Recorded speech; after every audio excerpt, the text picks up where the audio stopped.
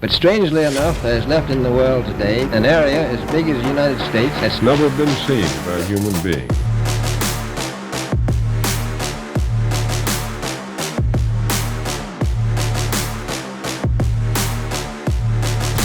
The best is yet to come. They want us to believe in UFOs. They're preparing us for a fake alien invasion. That's always been the plan. A one-world government. The only way to do it is to get us to embrace Houston, we have a call. We destroyed that technology. People should not be walking around with masks. That stuff is flat. There's your flu Last year. Here's your flu This year. Literally doesn't All right, even ladies and exist. gentlemen, welcome back to the Hibbeler Effect. And as promised, we have them. Your favorite, okay? Especially Rockfin. You're killing on Rock. Favorite? Yeah, your favorite, Eddie Bravo. Welcome to the Hibbeler Effect. Thanks for coming on, brother. Hell yeah, man. I'm not nobody's favorite dog, but thank you. I appreciate that. I just talk a little shit and try to sprinkle some strip club stories in there just to Keep it honest. let everybody know. I am not Captain Conspiracy 24/7. I'm not. I'm going to talk, and I'm not one of those guys that, I'm perfect. I'm a fucking freak. You know what I mean?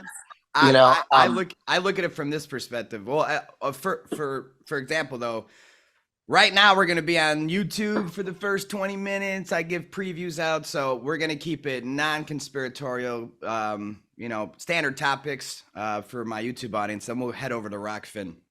But I just saw you. It was epic to watch you and Bryce Mitchell on the ground. I'm not into Jiu-Jitsu and MMA, obviously, the way you guys are. There's not even comparison. But to watch that with my own eyes, it was magical, man. And I had fun. We had fun. Bryce, he for those of you that don't know, Bryce Mitchell, he's a UFC superstar. His truck game, his twister game is probably the best in UFC history, really. Like he's so good with it. And I mean, it comes from wrestling. I learned it in high school wrestling. And but very few high school wrestlers would play that style. Like every school had like one or two guys, and they call them leg riders. Oh, dude, watch that guy. He's a leg rider. He's one of those sneaky guys. But 95% of wrestlers don't leg ride.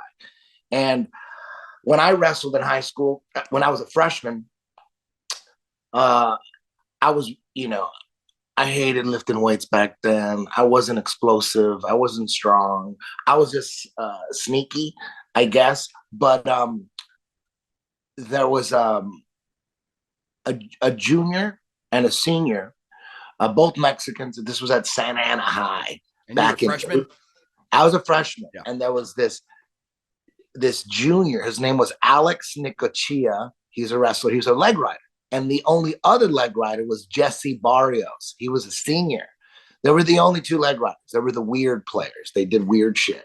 It was almost like being left-handed. It was almost like that. Something, But they took me under their wing because they saw me hiding from the strength and conditioning classes. Everybody would be in the weight room and I'd be like on the side of the building, like just hiding and shit. I'm like, I ain't doing this stupid shit. I never was into strength and conditioning. I am now. I have to be. I have no choice. Yeah, you have no choice in that. that. Dog. I got these fucking savages coming after me, so I got to stay strong, dog. But back then, I was avoiding it. And so Jesse Barrios and Alex Nicochea took me under their wing and go, dude, you're going to have to, if you're not going to rely on upper body strength, you're going to have to use your legs.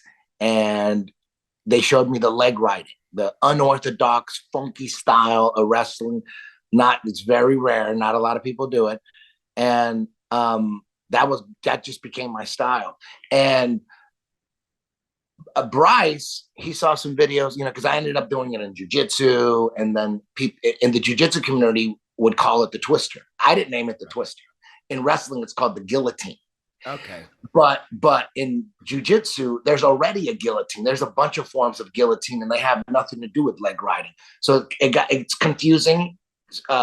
It would be confusing to call that the guillotine, I guess. I called it the guillotine when I was a white belt in jiu-jitsu when I came in. But the Machados, like Hagen and Jean-Jacques, my masters, they would just call it the twist. They thought I made it up. The Brazilians thought I made that shit. I'm like, no, dude, this is just a wrestling move. They thought, and then they started calling me the Twister. Then the Twister became my nickname. But it's all from a fucking high school wrestling move. It's like WWF. It's the abdominal stretch. Did you ever watch WWF? I actually did for a while. I was more WCW. I was a Goldberg fan. But did they have abdominal stretches? Oh yeah, you know what that is? Yeah. I remember those even when you played the video game. Yeah, you would be able to customize your moves. That was one of the basic moves. Honestly, it was just it was wasn't nothing special in the video game at least. Yeah. That's a twister, but there's in pro wrestling. Yeah. They do it standing up. Yeah. It doesn't work standing up. The only time it works standing up is if you were like leaning against a wall or a fence. Or if you're staging it. Yes, exactly. But in reality, it's on the ground. It's the same exact move, but you got to be on the ground to do it. It's a legit move. And so Bryce wrestled. He wrestled in high school. And I don't know if he learned or fucked with it at all in high school, but he ended up watching some YouTube videos that I made. I think he said he watched the one where the Korean Zombie, he's a UFC fighter, Korean guy, Korean Zombie. He had the first twister in the UFC against, who was it against? Leonard Garcia, I think. And were they calling it a guillotine then, or were they saying, "Hey, this"? No, they called it a twist. Hey, Joe Rogan was commentating. Okay. So what do you think he called it? Yeah, whatever. If Joe Rogan would have just started calling it, it has a bunch of names. The guillotine in high school wrestling, the abdominal stretch in pro wrestling, and in Japanese pro wrestling, it's called the Cobra Twist. Okay. So it has different names. There's a lot of moves out there that have multiple names. You know, the Russians named it this, Americans named it that, the Brazilians call it that. It's the same move. So how do you look at it like this? You take, whether it's guillotine, twister, you looked at it from a perspective of, I like this style, I like this move, I'm gonna focus on this, and then I'm going to make it my own in a sense, or make, do something different. No, with it? it was more like Alex Nicoccia and Jesse Barrios taught it to me as a freshman. Nice. And I adopted that style, loved it. Like, okay, cool. I get, because they told me, dude, if you ain't gonna lift weights, you got to get creative. And so I just I would loved it. And once like I only, after ninth grade, I quit. I'm like, it was too hard. Wrestling was just too hard. I did it 1 year in high school and 1 year in junior high school. And then that was it. I'm like, fuck that. I'm going to be a rock star, dog. This fucking, this athletic shit is too crazy. But I always held on. I always thought, like, even though I wasn't wrestling anymore, any fight I would get into, I would just fucking double. I was shitty at wrestling with straight double legs. I was always a counter wrestler. I'd let dudes shoot on me and then I'd sprawl on them. I had a good front headlock and I could sprawl on dudes. I was always afraid of shooting and getting caught with a knee in my teeth. So many wrestlers are missing teeth. And I'm like, I don't want that shit. I was too scared to shoot. But a dude on the street that doesn't wrestle, I'm like, I'll take this motherfucker down. Automatic. You know what I mean? Yep. I could take dudes that don't know how to wrestle. I could look like an Olympic gold medalist against them. So, and even though I quit wrestling, and there was this one fight in the 12th grade that I got into, and I thought I was cheating. I thought I was being a pussy by just taking them down and holding them down, and controlling them. I thought that was fighting like a pussy, but I was never trying to be a tough guy, so I didn't care. Like if someone said, dude, what would you do in a fight? I go, dude, I don't give a fuck. I'll just take a dude down and hold him down. I don't give a fuck. These dudes on the street can't out wrestle me. I'll just take them down and just hold them and just punch their stomach until someone breaks it up. I was never trying to be a tough guy. I was trying to be a rock star. Yeah, you weren't walking around like, I'll beat your ass, I'll beat your ass, come at me. You were just like, hey, I was like, if someone wants to try me, I got to move, and I'm sticking to that. It works, right? Yeah. And I always knew that I would never try like a twister in a street fight. I would just use a double leg, take them down. I would do twisters in wrestling because that these guys were good at wrestling, so I had to be sneaky and find other ways to beat them because I couldn't beat them with a straight takedown. Yeah. I was just shitty. But on the streets, these guys, if you're not training wrestling, I felt like the takedown is going to be pretty fucking easy. And I had a few fights, and that's all I did. I would just take a guy down and hold him and shit, wait for someone to break it up. I'm like, I don't give a fuck as long as I didn't get hurt. You know, but I always thought I was fighting like I was cheating. I thought like taking the fight to the ground was cheating. And but I always knew that like I would be like wrestling, you know, I'm in my early 20 or like maybe 21 or whatever. I'm wrestling with one of my cousins, you know, we're on this. I'm like, I'm gonna fuck you up. I'm gonna put you in a fucking twister. This shit I learned a few years ago. Gotta show so off. I always knew I always knew I had that in my back pocket. And when I finally got into jiu-jitsu, I went into jiu-jitsu class. I had like, that was my one weapon. You know, I wrestled a little bit. I go, this is a lot like wrestling shit. I didn't know fighting on the ground was like not pussy fighting. Oh shit, it's actually badass fighting. Oh my God, that's what I did. I thought it was bad. It might be more respected than just, you know, a bully punching some kid in the face. I mean, it's like, you know, it's like, it's more respected. The technique is more respected because you walk in any high school and go, hey, who knows how to do this move or this move? It's like, dude, you might have a few people that are into it nowadays, but most people with a fighting mind, you know, or a fighter in their mind, they just want to strike. They just want to punch someone. Especially people I know, they think they can fight because they punch someone in the face. But you punch someone in the face that knows the moves you know, or even half of them, and that's not going to work. And that's the beauty of this art that I pretty late in the game of even noticing, you know. And you guys are doing it in a professional way. And again, man, just for my audience, I mean, to watch Eddie and Bryce, it's like, it feels like I try to go back in my mind of like, hey, I was watching, you know, Michael Jordan and Magic Johnson, you know, one-on-one practicing, and like I'm just on the court and they're both like, yeah, you could watch us. That's kind of how it felt in this sport in a sense. And again, because I'm not into this sport the way you guys are, and I'm late in the game of even like paying attention to this stuff, and I'm learning from you, obviously. I mean, I produce your, you know, look into it, and I'm always paying attention to what you guys are saying, especially when it's an MMA topic. And it's just, there's so much I don't know, man. I started teaching jiu-jitsu thinking that this is just going to be a side thing, a temporary full-time job. Okay. And I'd always felt like I would still teach, because before 10th Planet, I was teaching dudes on the side. I was already teaching, like, you know, on the side. I love teaching jiu-jitsu. Okay, see, I didn't know that. Okay.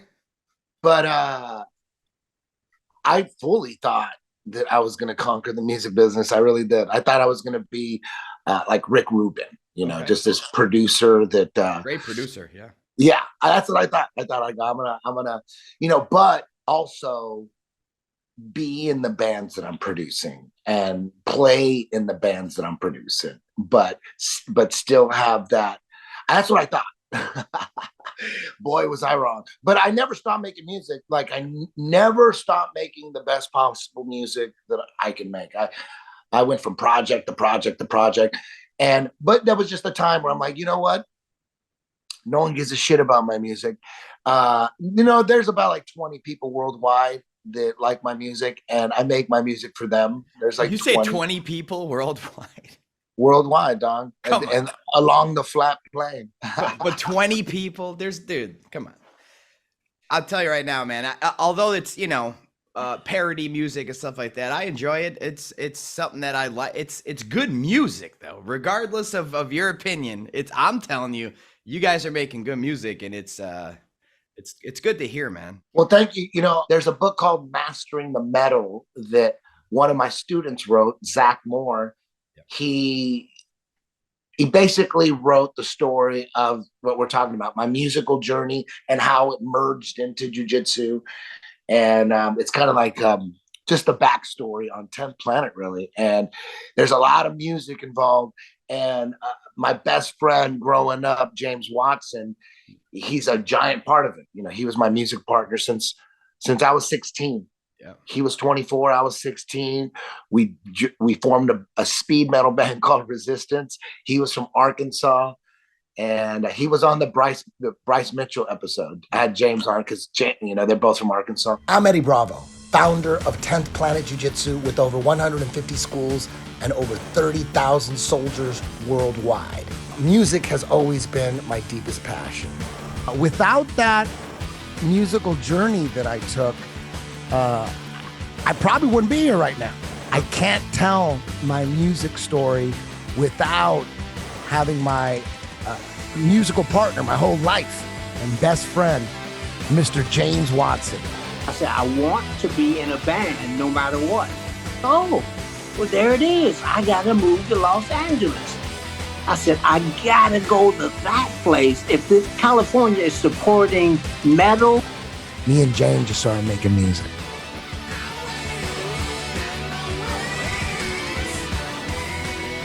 Mastering the Metal, the story of James Watson and Eddie Bravo. Print and audiobook available now. Yeah, that's the whole story right there. Zach did a tremendous job writing that book. The cover's awesome. It's got James. Oh man. Hannah Vandermolen, who's a good friend of mine, she painted that, and it was perfect, man. That just pretty much captures what that whole story's about. Is me and James moved to Hollywood. We're not, 1991. We thought we were just gonna take over, dog. We had like a Linkin Park type band, but this was like 1991. I know that's what I mean, but you did though, so I can kind of like Linkin Park came out in 2000. Linkin Park came out in 2000. Yep. We did that shit in 1991. So, anyways, he ended up, right in the middle of our musical journey. He ends up getting cancer. Yeah. And he survived, but he went through a lot of shit and went through so much shit that we couldn't keep our musical journey going. I had to figure out what the fuck I was going to do. So I started smoking weed. I was like, man, I didn't like now it had been about exactly 10 years, me and James making music, 10 years. And it was just going to be me and James forever. It was just going to be, we're going to conquer this shit. And he gets cancer. He gets sidelined. He's still alive. He's fucking awesome. And he has the greatest attitude and personality of all time. But this was back in 97 when he got diagnosed. And all of a sudden, I'm like, damn, what am I going to do musically now? Shit. So I started smoking weed. And then right when I started smoking weed, I realized that how biased I was with music and how detrimental that would be to my musical career. Yeah. It's like, I was like, wait a minute. Like I was smoking weed. Why am I so fucking down for Kiss no matter what bullshit album they put out? What? I started to realize that I'm trying to make it in the music business, right? But I'm super biased with music, and that's not good. To make it in music, you would think you have to be unbiased. Yeah. Like it's all about the quality of the melody and the song, not who fucking wrote it, not what band it is. I realized that, man, there were some bands that I didn't like for like personal reasons, not because of their melodies, not because of their songs, but like, for instance, Chris Cornell from Soundgarden. Soundgarden, that dude, when Soundgarden came out, Chris Cornell looked like a fucking model. Long hair, he looked like a model. He looked, damn, dude, he could have easily been a Calvin fucking Klein superstar. Chris Cornell. And this was 1991, 92, when Outshine first hit MTV. Outshine was their first big hit. Yeah. And I was going out with a stripper. Her stripper name was Sadie. And we were in an apartment in Hollywood. I'm 21. I just moved to Hollywood, started dating a stripper. The TV's on, MTV, and Outshine comes on. And she freaks the fuck out. She gets on her knees in front of the TV, right in front of her knees. And she's like this, like it's the fucking Beatles. And I'm sitting on her bed, in the cut going, fuck Soundgarden. Fuck that dude. I hope he's that dude died. I'll whoop his ass. He sucks. Yeah. Fuck. So anytime someone would play Soundgarden, I had like some negative bias towards it. Like, fuck those motherfuckers. I hope they fail. I hope that fucking album doesn't sell shit. So I had that in me. I'm like, I'm trying to produce music and I'm biased about music. Yeah. That can't be good. Can you imagine a football team being biased, like a general manager, even the owner? They want the best motherfuckers. Yep. They don't give a. They want the best motherfuckers. Like, no, we're only gonna draft from U of I. That's it. That's our only. It's like they can't do that. They have to get the best people. Imagine that. That they're only going to draft from schools that they like in the schools. Like maybe when they were in college, they hated Georgia Tech. Like, fuck Georgia Tech. Fuck those Georgetown, man. And now this guy is like a general manager who has ultimate green light power in selecting players in the draft. And he's going to go. And they have an opportunity to get this superstar from Georgia Tech who's like, fuck that. I hate that school. Right? It would never happen. Yeah, but that's the point. It would never happen. Never. It would never happen. Never. So I'm trying to be a music producer and I got that kind of reasoning going on in my head. I was like, and I'm like, oh my motherfucking God. And then I just realized that I have to just lose. If I want to make the best music possible, I have to lose all my bias. So from that point on, I would just listen to music. I didn't give a fuck who the artist was. I didn't give a fuck who wrote it. I do enjoy that. I do like documentaries. I do like hearing the process of how songs got put together. I'm very into that. I'm super into that. I remember the process of a lot of songs I've written. I think that's important for people that like the music. Like if you really love the song and you put a song on repeat. If I put a song on repeat, I want to know like who the fuck wrote it.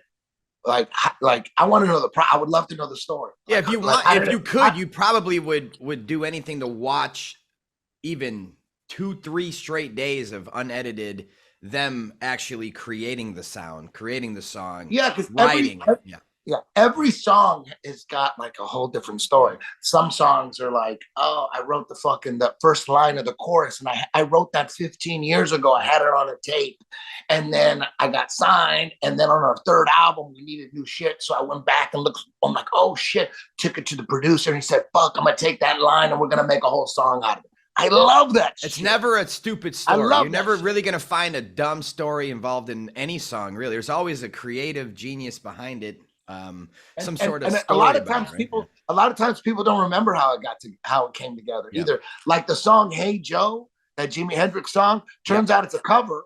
And not only is it a cover, but nobody knows who wrote the original. Because so many people did that cover like in the 50s and the 60s. Everybody was doing that. I'm like, who fucking wrote this motherfucker? I saw a documentary on that. And then Jimi Hendrix is like the 100th guy to do it, and then he blows it up. You know what I mean? So like that song, that's a myth. Like nobody will ever know the process of Hey Joe and how it came together. And those lyrics are fucking deep, dog. Hey Joe, it's crazy that people don't know the origins of it. Now when you started to open up, I mean, and be unbiased towards music at that time, well, before that switch turned on to being unbiased, were there certain types of genres of music that you were also biased towards growing up, or up until that point, you're like, I hate country, I hate this, or whatever it was? What was it before you opened up your, unbiased music path? What were the types of music you're like, dude, I won't even listen to them? Oh yeah, man. In the 80s, like I said, liking bands was like liking, a football team. Like my football team was Kiss. Eric across the street, his football team was the Police. No matter what, the new Police album's going to be good. And Rush. And then my friend Matt, his football team was Journey. My brother's football team was Van Halen. And you look at him, and my football team was Kiss. And goddamn, we needed to fucking trade our guitar player and our fucking drummer because Kiss is like, for me, I was looking at it like a football team. Yeah. My brother had Van Halen.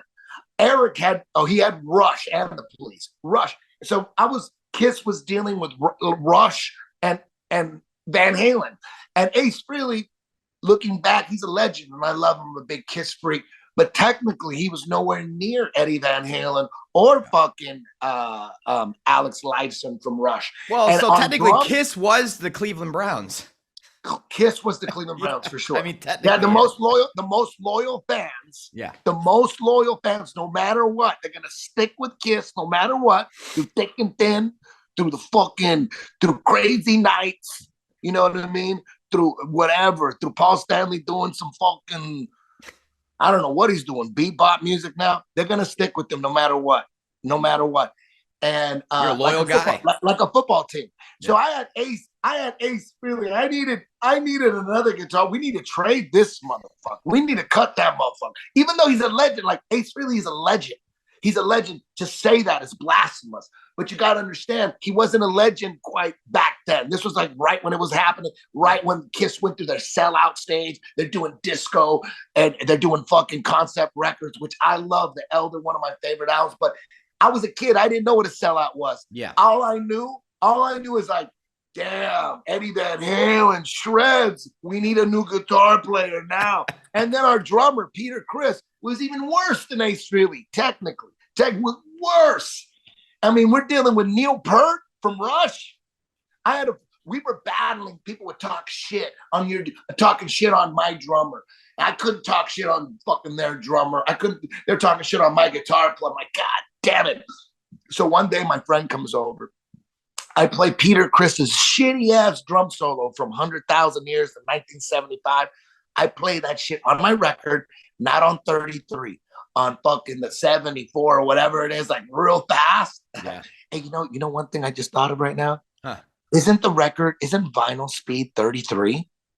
I believe so. Yeah. Oh, is it? Let's look at dude. If it is, if that speed is 33, dog. Vinyl records come in 3 speeds: 33 and 1/3 RPM, often just called 33. It's abbreviation for 33, 45, 78. 78. I would play it on 78. I played Peter Criss's drum solo on 78, and my buddy whose NFL team was Rush. Yeah. Neil Peart, like the greatest fucking drummer of all time, dog. Neil Peart, insane shredder. Only shredder to go mainstream. No other shredder went mainstream. Nobody was doing shredding drums like Neil Peart and with gigantic worldwide hits. Nobody was doing. Everybody was keeping it. They could do that maybe, but they were afraid to do it on a mainstream hit because they didn't want to get fired by the record. They don't overplay shit. But Neil Peart didn't give a fuck. I'm gonna play everything, and he made it work. Tom Sawyer, the song Tom Sawyer, just those drums are in high level. No, Peter Criss could never do anything like that. Peter Criss was a blue belt compared to Neil Peart, who would be like a fucking coral belt. Okay. So I was stuck with shitty play. I wanted to trade them. So when most Kiss fans, they got depressed when Peter and Ace left. I was like, thank God, get the fuck out of here. Let's get the shredder in this motherfucker. Like, we needed a trade. We needed a trade. You know what I mean? Get him the fuck out of here. I was like, quicker. You're like, overdue, man, overdue. We should have did this trade years ago. I've been waiting, watching each draft. That's hilarious, man. Well, you know what? You had Team Kiss, but I'll be honest with you, man. Out of all the bands you name, I'm from Chicago, so I was around hip hop only, but I still knew who Kiss was. At least I still knew who Kiss, that was. Yeah. All the bands you just named now, of course, I know who they are now, and for years now, obviously Rush and everybody. But it's like at the time growing up, I didn't hear of any of them. So Kiss was still winning where I'm from because they were still popular in my neighborhood, dude. So your team was still popular. Their success is undeniable. Yeah. And when they did the reunion tour, because they took off their makeup in 82 or 83. They took out their makeup in 83 and then lost a couple of their original members. They were like a regular band with no makeup up until like, dude, from 83 to 96. 83 to 96 or 95. They went no makeup. Everyone thought, oh my God, remember those days in the 70s? It's the 90s now. Yeah. And people would say, dude, remember way back in the 70s? Early Kiss. Oh my God, that was the best. It was so nostalgic. And, you know, the last, 13 years, something like 12, 13 years, they're playing with no makeup. just regular, you know. And most Kiss fans are like, they hate the non-makeup years. They're like, fuck those years. But you know what? They were my team. I had to like them no matter what. I liked Hot. I made myself like Hot in the Shade. I made myself like that shit. It's horrible. But so that's not good. And then they put their makeup, they had a reunion tour, like, oh my God, reunion in the middle of the death of metal. All metal bands died, but the Kiss reunion transcended the death march that all the metal bands had to partake in. You know, all metal bands just went down. Only a few survived. And Kiss survived because, damn, they put their makeup back on, so it didn't matter that grunge killed. Yeah, all the OG fans were going to come back out of the woodworks and support. Yeah, it didn't matter. In a big way. It wasn't like it was just like a little couple fans came out of the wood. Like everyone that ever loved them was like, yes. Yeah. Oh my God, we get another chance to. And they got their original members back and they put the makeup back. Yeah. So grunge had no effect on that. Zero. And that was a huge, all that shit. That was a huge move for them. I think that not saying they wouldn't have been legendary without it, but they still would have been legendary without the comeback. But that just solidified it, really. That you saw the impact. And I know about this because of always talking to you about it and hearing you talk about it. But you see the impact of just selling out stadiums again. It was like, holy shit, like just like that. They're like, we're back. Boom. It's crazy that people don't understand the peaks and valleys of the Kiss timeline. It's insane because when they were down, dude, the reason why they took their makeup off is they were as popular as like, or had as much integrity and credibility as Vanilla Ice and MC Hammer. Yeah. You know what I mean? You're right, though. They did. Yeah. Everyone knew who they were. You see them. Yeah. The last tour, the crazy thing is the last tour where they're like, it was just a complete disaster. They did the Death March. That's what Paul Stanley called it. Yeah. In the United States, every fucking venue, man, they were selling out gigantic. They were the biggest band in the world in 77. And by 82, 2,000 people would show up at 10,000 seat arenas. It was like, they had to, they didn't know what they were going to do. But the crazy thing is when they decided to take that makeup off, they still had a couple dates in Brazil. They went down in Brazil and they're down in the dumps. They can't sell shit in the United States. They're about to die. They're Vanilla Ice level. Yeah. And they go to Brazil and they play their biggest shows ever. They're like in soccer stadiums, like 100,000 fucking people, 100,000 people. I bet you they looked around like, dude, we're back, man. Multiple shows. And everybody in the audience like, oh my God, this is the greatest show ever. And in their heads, they're on stage going, we suck.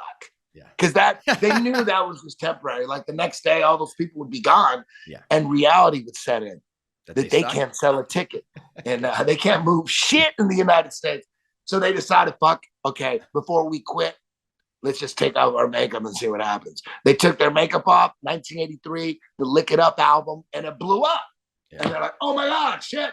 So it blew up. It did blow up like 77 status, but it blew up and put them in the mix. Like now we're in the 80s. We're touring, Motley Crue's touring, we're touring, Iron Maiden's touring. All these metal bands are touring, and they're like in the mix. They're not like, putting down any staggering numbers, but they're playing arenas. They're back. They're playing arenas. There was a non-makeup era.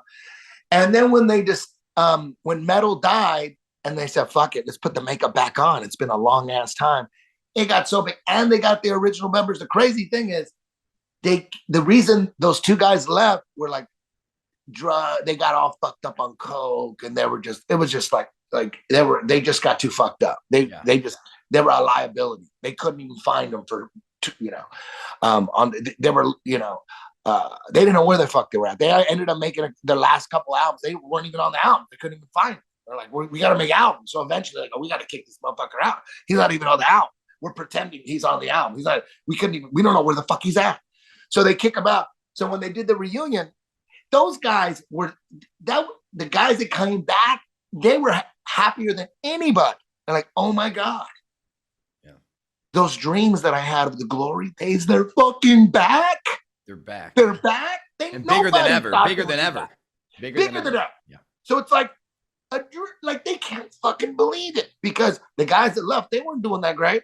They was like, where's the money coming in? I mean, I'm sure they're getting some royalties and shit, but they weren't doing that great.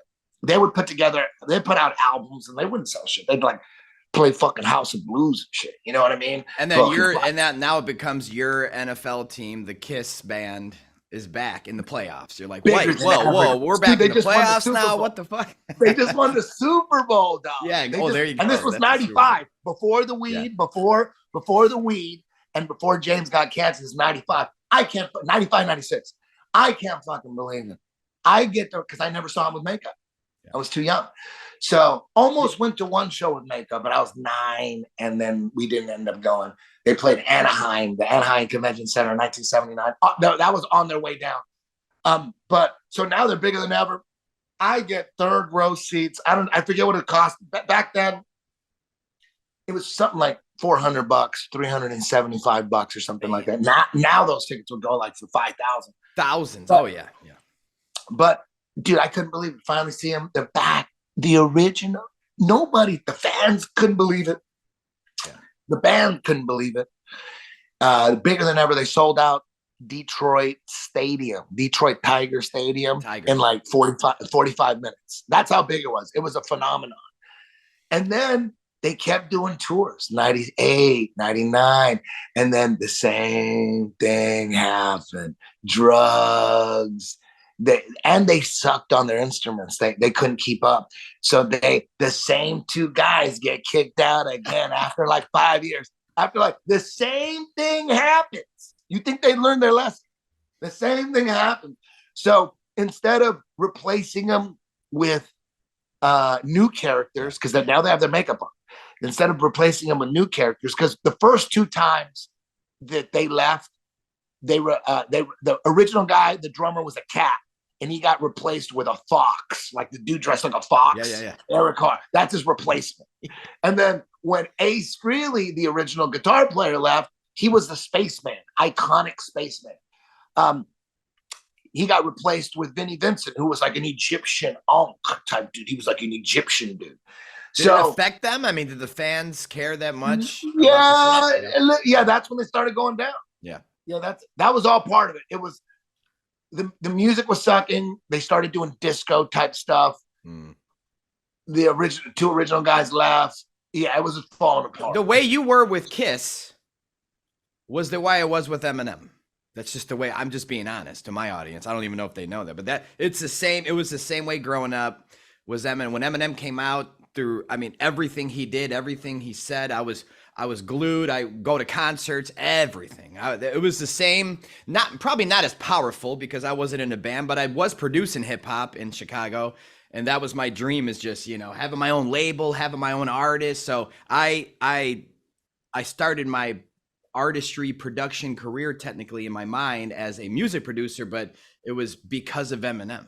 So is there someone that's newer that you respect in that same ballpark in hip hop nowadays? Yeah. Any new guys that are impressing the shit out of you? No, dude. See, I really don't listen to new hip hop. It's very I don't know, man, if it's the frequencies coming out of the stereo or something, but it hurts my head, it hurts my ears, it gets me in a bad mood. I try to listen to new stuff. No new artists, man. I think the last new artist I'd say I liked was B.O.B. B.O.B. was more underground too, but there's just not hip hop nowadays, man. I don't vouch for it. I can't. Would you be as down with B.O.B. if he wasn't Flat Earth? No, that's the funny thing. It's a coincidence, but not really in a sense, the way the universe works. No, I've liked him way before that. So, yeah, I mean, B.O.B., all his underground mixtapes back in the day. And it was weird how he did start talking about Flat Earth. He even said Eric Dubé's name in a song. So I was like, holy shit. And it was just weird how I always liked him. He was one of the rappers I liked, the newer ones, past 10 years, 15 years, whatever. And hey, it turns out to be in our realm. It's crazy. But hey, let's get into some big boy topics. Thank you, YouTube, for watching. Come over to Rockfin. We're going to talk some cool shit. We'll see you soon. Thanks for coming on, Eddie. Thank you.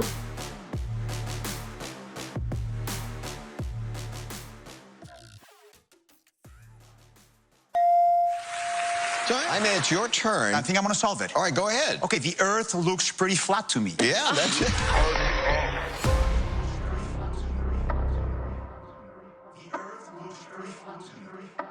With every rabbit hole, the truth is placed directly in front of you, yet it is up to you to find it.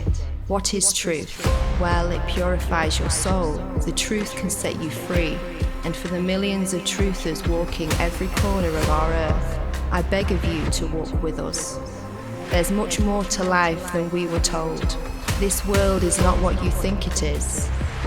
You have been lied to on a massive scale. For the future of mankind, it's about time you started to pay attention. So this idea that they go, oh, I see the curvature of the earth, and this, no, you don't. You don't. I'm sorry. The vehicle has exploded. We just hope you strap yourselves in tight for this ride.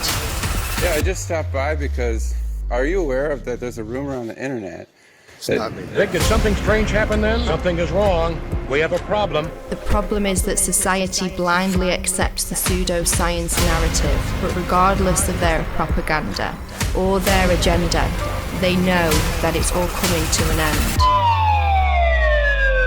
See the curvature of the earth? That's a fisheye lens, dude. Level with me. Coming April 22nd.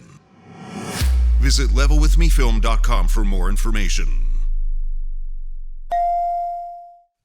All right, we're back. Thank you for everyone that came over from YouTube right now.